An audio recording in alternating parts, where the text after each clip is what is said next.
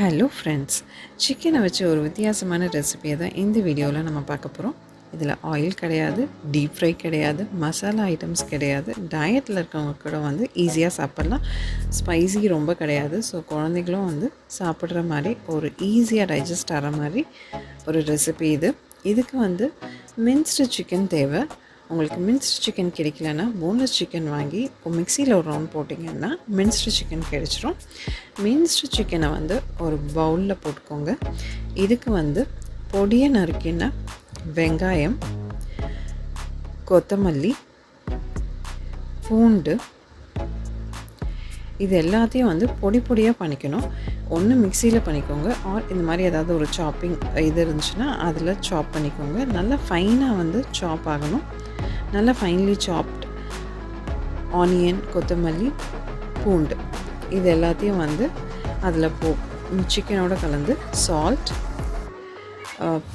மிளகுத்தூள், ஜீரகம் பவுடர் இது எல்லாத்தையும் நல்லா ஒன்றா மிக்ஸ் ஆகிற மாதிரி கலந்து விட்டுக்கோங்க.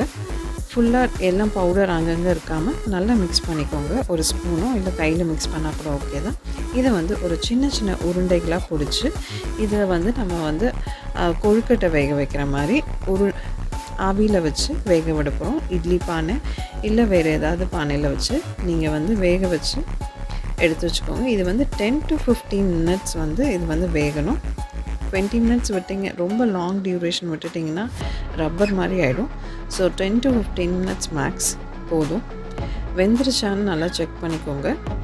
கட் பண்ணி நடுவில் வெந்திருக்காங்கிறதையும் செக் பண்ணிக்கோங்க.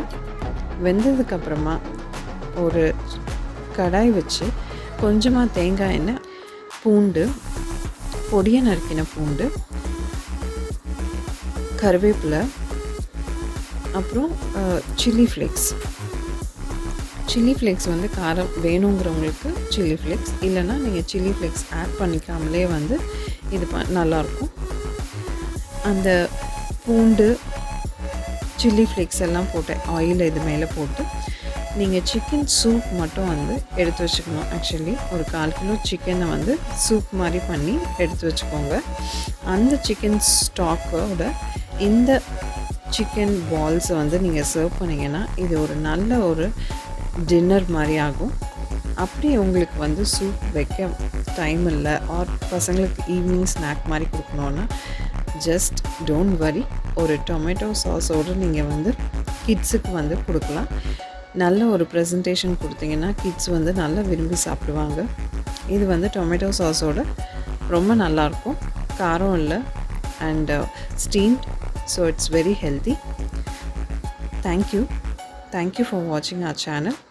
Please subscribe for more videos.